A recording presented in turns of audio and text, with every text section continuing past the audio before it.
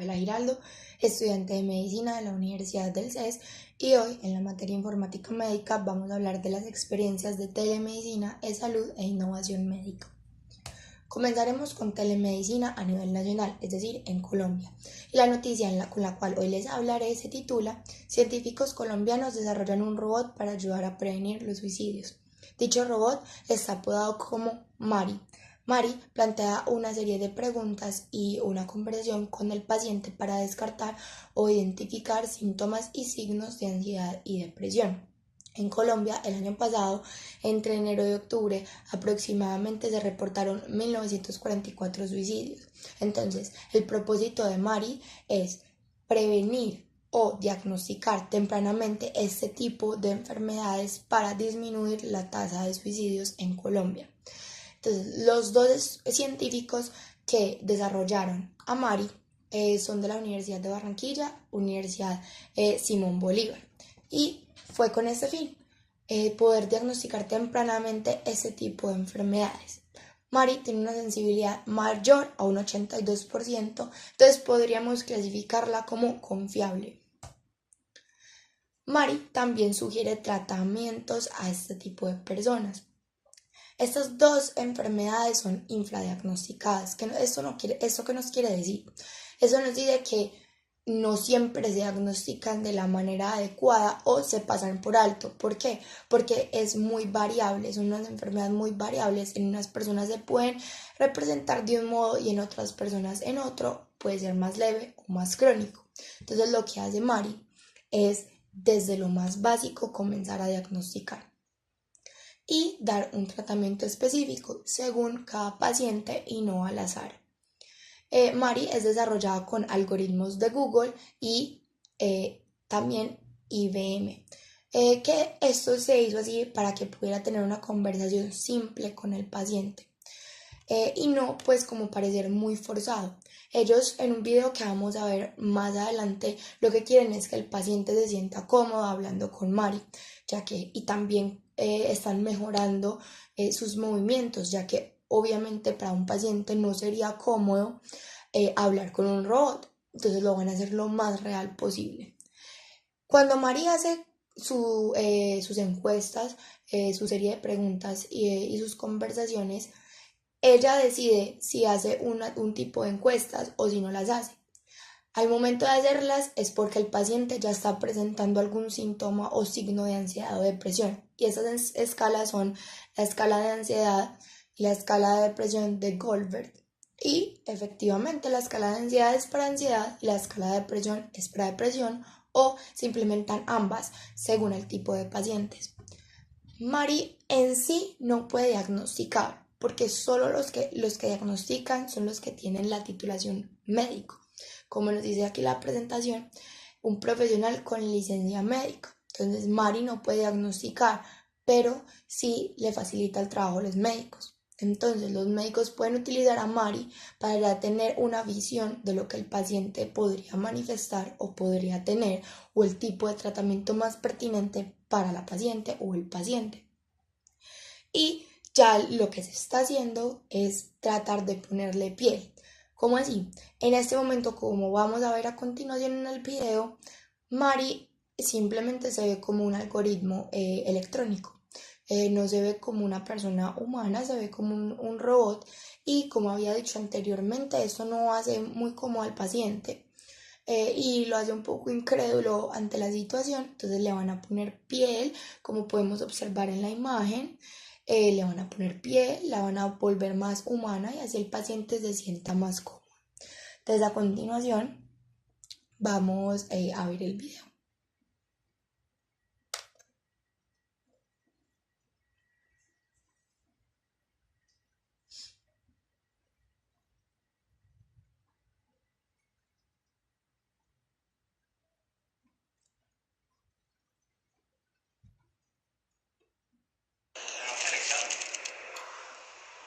Claro que sí, yo soy Osvaldo. ¿Cuál es tu nombre? Hola Juan, necesito que me respondas sí o no. Si en las últimas 2 semanas has tenido alguno de los síntomas que te dan en las siguientes preguntas.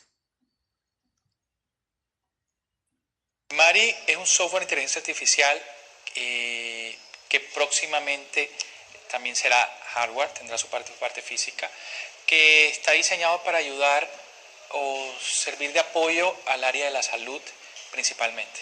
La ansiedad y la depresión es una entidad clínica que estamos en un mundo de mucho estrés y está o infradiagnosticada o supradiagnosticada. Entonces lo mejor es poder dar una herramienta de ayuda para poder servir y acortar tiempos y poder tratar mucho mejor a un paciente o a una persona.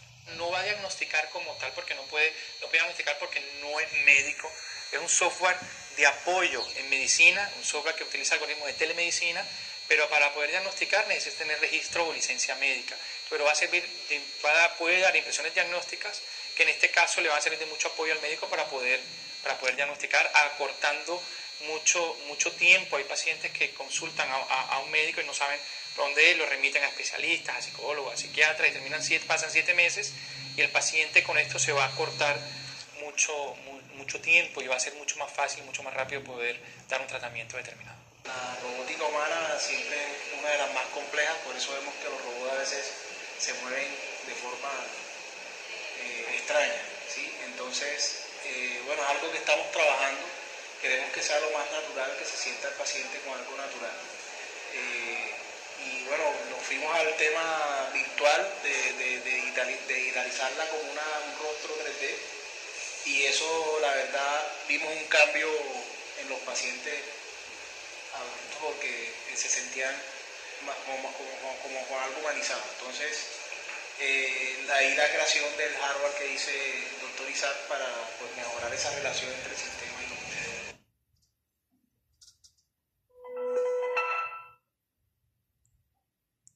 Bueno, y con eso finalizamos telemedicina a nivel nacional. Podemos concluir de que en sí Mari sería una muy buena herramienta de implementación. ¿Por qué? Porque tanto ayudaría a los médicos en el momento de diagnosticar y de dar tratamientos apropiados, como mejoraría el sistema de salud. ¿A qué me refiero? A veces de pronto es muy difícil conseguir una cita con un psiquiatra o con un médico especializado en ansiedad y depresión. Mari podría ser más específica, podría ayudar a la agilización de ese proceso, ya que ella es muy rápida con sus diagnósticos, con sus tratamientos y así, o de pronto un paciente que esté muy retirado pueda tener una respuesta más rápida o unos consejos más rápidos hasta que ya pueda comunicarse con el médico y que sea diagnosticada de forma oportuna. Muchísimas gracias. Buenas, mi nombre es Carolina Salazar Galeano y ahora de lo que vamos a hablar es de la telemedicina internacionalmente, puntualmente desde un documento llamado Telemedicina para la detección de enfermedades oculares con potencial de ceguera en México. Entonces, antes de hablar propiamente acerca de la investigación, vamos a ver un breve video donde se explica generalidades acerca de la realización de fondo de ojo y por qué es importante que los pacientes se realicen este. Entonces procedamos con el video.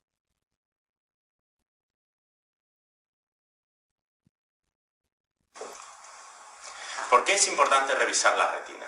La retina es el tejido que tapiza el interior del globo ocular y cuya función es captar la luz y las imágenes y enviarlas al cerebro.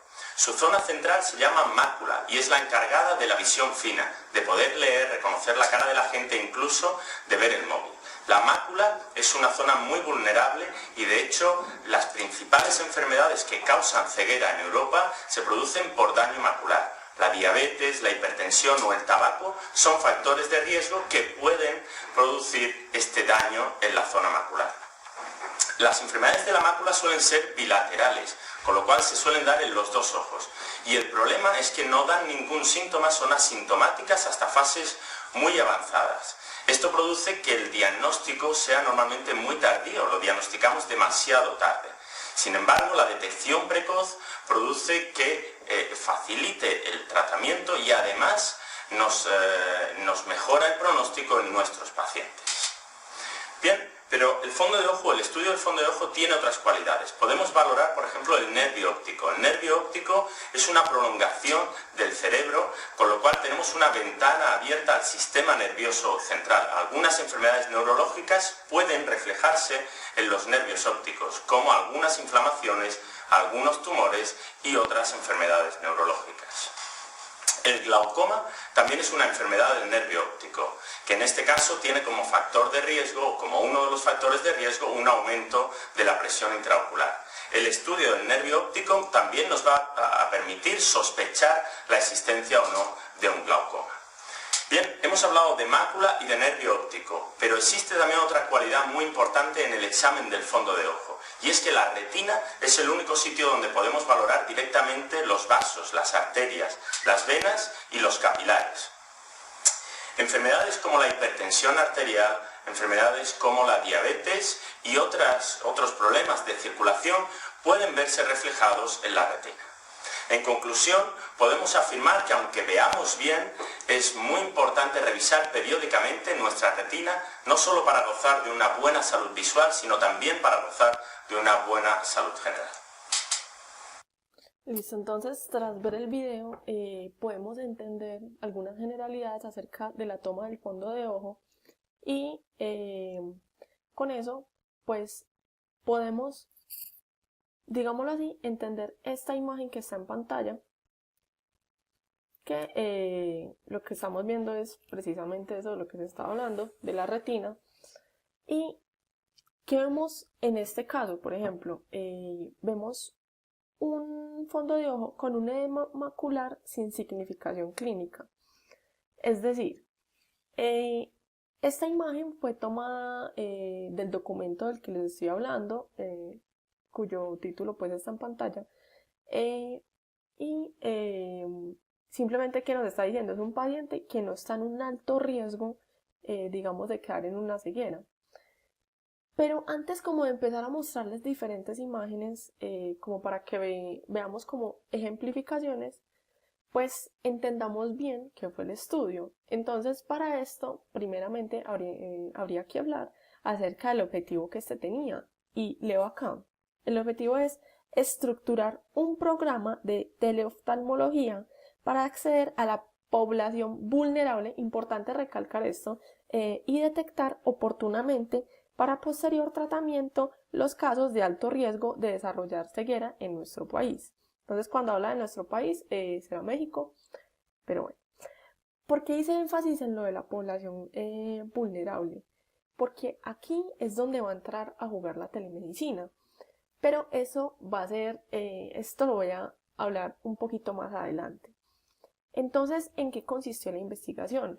La investigación se realizó desde mayo de 2014 hasta mayo de 2016 y se realizó con una población de 1.942 pacientes, entre los cuales 1.032 eran diabéticos y 910 eran no diabéticos. Porque es importante, digamos, recalcar eso, porque en el video se mencionaba acerca de que uno de los factores de riesgo que se tenían para el desarrollo de ceguera era pues tener diabetes. ¿Por qué? Porque esto va a generar una retinopatía diabética, que más adelante vamos a ver un ejemplo de este. Entonces, en el estudio de esos 1.942 pacientes a los que se les realizó el fondo de ojo, digamos que se dieron 3 clasificaciones. Las 3 clasificaciones que se dieron fue paciente de alto riesgo, el cual debía ser remitido inmediatamente al especialista, es decir, al oftalmólogo, para que éste le diera tratamiento. 369 de ellos a una revisión no urgente, es decir, había hallazgos anormales, pero no necesitaban ir inmediatamente a donde el especialista porque no corrían ese riesgo inminente de que a corto plazo desarrollaran una ceguera, ya fuera reversible o irreversible.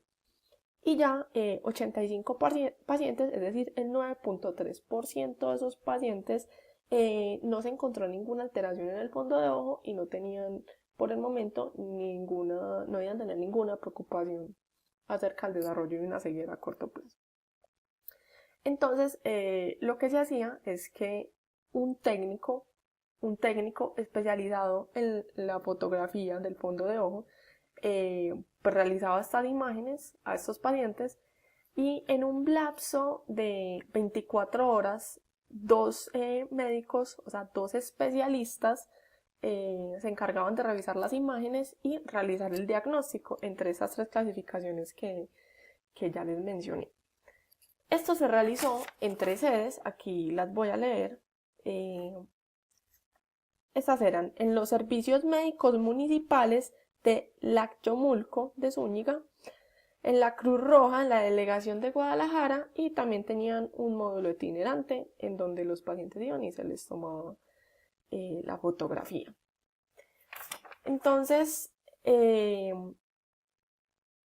¿qué voy a recalcar ahora con esto? Entonces, vamos a ver las diferentes imágenes y ya vamos a concluir con lo más importante, y es cómo la telemedicina entraba acá.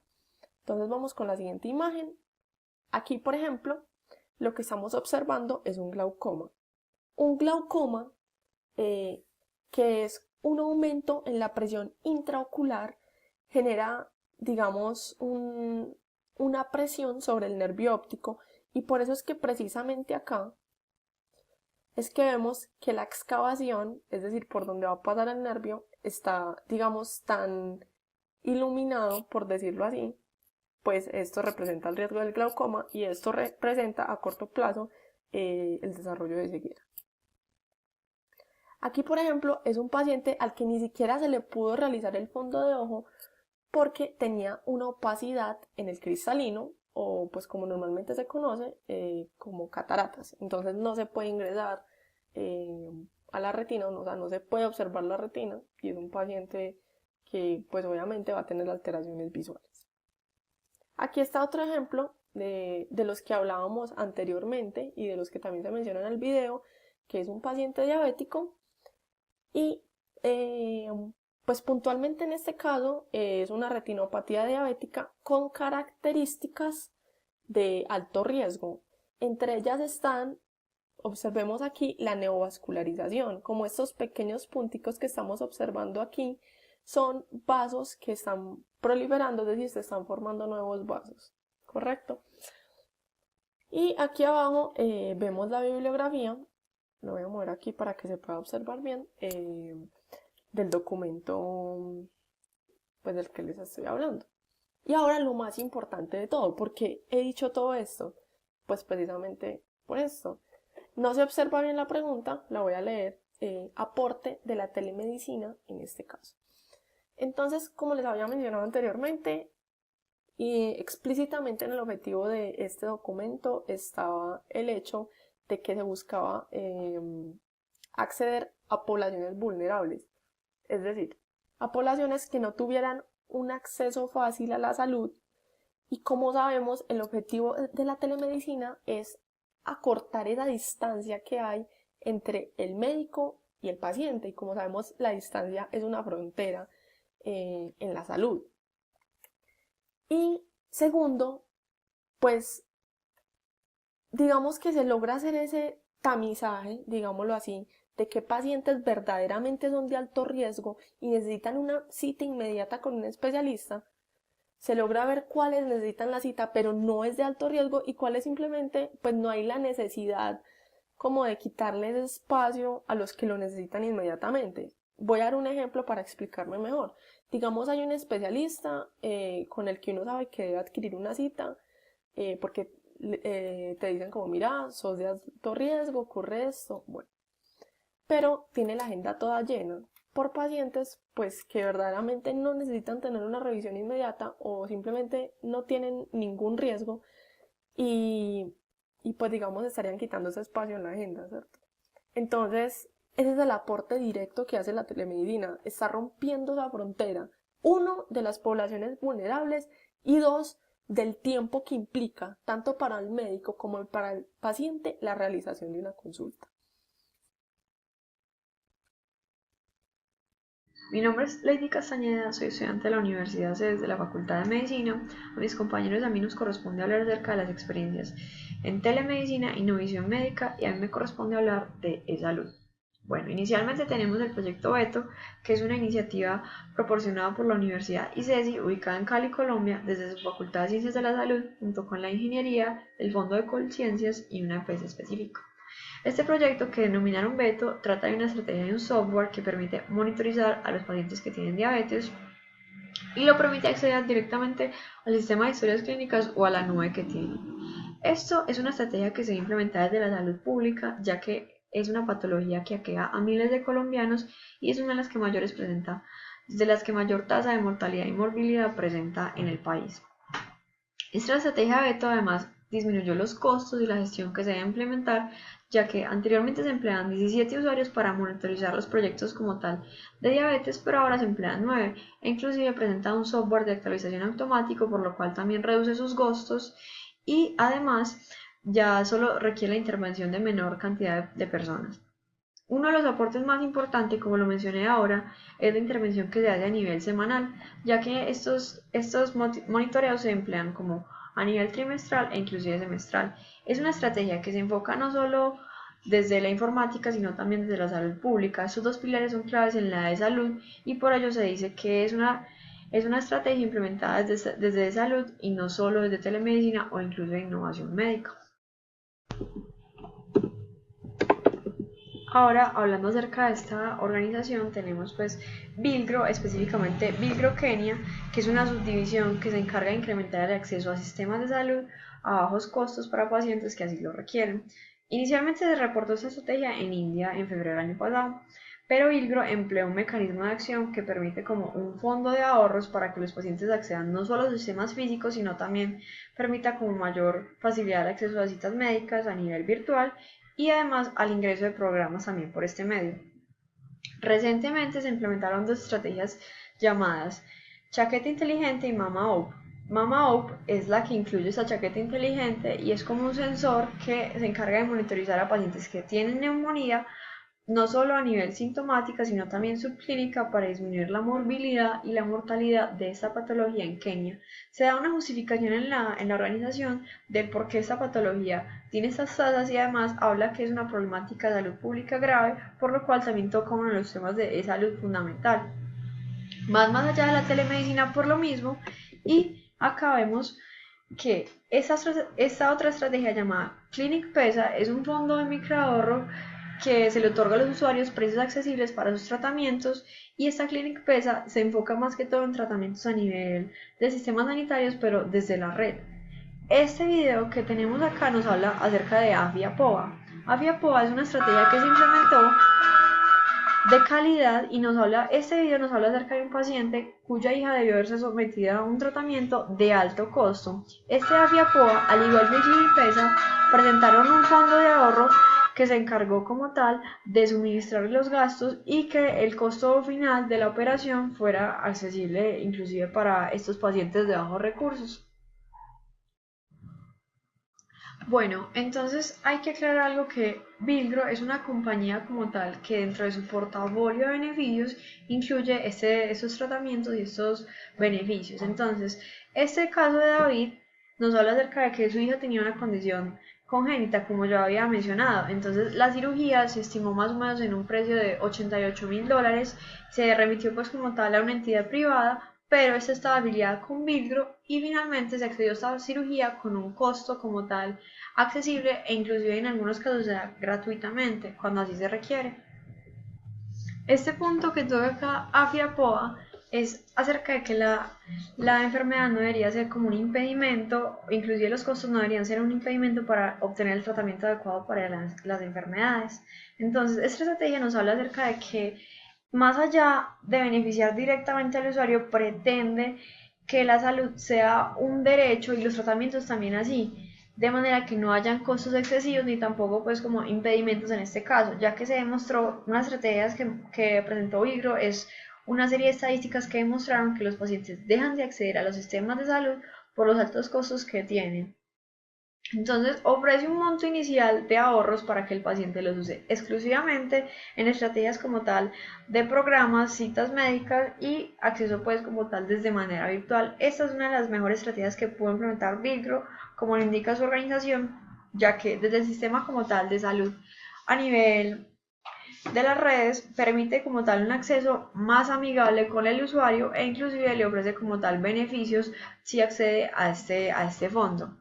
Finalmente podemos decir que tanto la estrategia Beto como Vilgro plantean como tal una mayor accesibilidad al usuario, no solo a los sistemas de redes que poseen pues los hospitales y clínicas con estas políticas de manejo de internet, sino además que se beneficien directamente las poblaciones más afectadas por estas patologías que ya mencioné y que esto deje de ser una problemática de salud pública y que además el usuario se convierta como tal en un acreedor directo de todos estos beneficios que mencionamos, sin dejar a un lado que el enfoque principal no es una sola persona, sino una comunidad como tal. Muchas gracias. Bueno, entonces respecto al dispositivo innovador, ¿cierto? Respecto a la innovación médica, encontramos un dispositivo llamado Aplio iSeries 800, que es un dispositivo de ultrasonido, ¿cierto? Es decir, que nos sirve para hacer ecografías y ultrasonidos. Entonces, este dispositivo, ¿por qué representa innovación respecto a los dispositivos que ya hay en el mercado y que ya existen, ¿cierto? Representa innovación puesto que presenta características como una penetración alta, ¿cierto? O una penetrancia alta. La penetrancia alta se refiere a la capacidad que tienen las ondas del dispositivo para adentrarse en los órganos internos del paciente, ¿cierto? Esa penetrancia alta va a permitir una mayor amplitud en la visualización de la imagen, lo que va a facilitar también un diagnóstico más acertado, ¿cierto? Y una facilidad en toda la visualización de lo que es la parte interna de la persona, del paciente. Entonces también tenemos lo que es la tecnología Crystal Clear, ¿cierto? Que esa tecnología Crystal Clear nos va a ayudar a una mejora de la imagen en cuanto a su resolución, ¿cierto? En cuanto a la resolución, la aumenta bastante, lo que va a permitir tener una imagen mucho más detallada. También encontramos con que cuenta con la arquitectura iBeam, ¿cierto? Y esa arquitectura iBeam en conjunto con un procesador bastante veloz que tiene el dispositivo permiten que el operador tenga un buen desempeño con este dispositivo, ¿cierto? Que sea muy rápido de usar. Aparte de la tecnología anteriormente mencionada, también encontramos la tecnología dinámica microslice, que esa tecnología lo que hace es que ayuda a que se vea mucho más amplio lo que se está intentando encontrar con el ecógrafo, ¿cierto? Con el ultrasonido, es decir, nos brinda una imagen mucho más amplia de lo que queremos ver respecto a los dispositivos que ya hay. También tenemos que es un dispositivo muy versátil porque mide aproximadamente 36 centímetros, entonces por eso es que decimos que este dispositivo puede ser técnicamente portátil porque lo podemos transportar de un lugar a otro fácilmente. Decimos también que cuenta con lo que es el piloto automático, ¿cierto? Ese dispositivo se puede activar para que explore por sí mismo el área que se está evaluando. Y por último encontramos que tiene conexión Wi-Fi con una tablet desde la cual se puede utilizar de manera remota el dispositivo. Entonces también decimos que es muy importante la innovación respecto a todos estos dispositivos tecnológicos médicos y sobre todo en los dispositivos de ayudas diagnósticas, porque aparte de que cada vez van a hacer más amena la labor del médico, también van a ayudar mucho a que sea mucho más preciso los diagnósticos que se den, lo que representaría también un gran beneficio para el paciente, ¿cierto? Porque se podría encontrar mucho más fácil y mucho más rápido algunas alteraciones que no se encontrarían con los dispositivos de ayuda diagnóstica actual.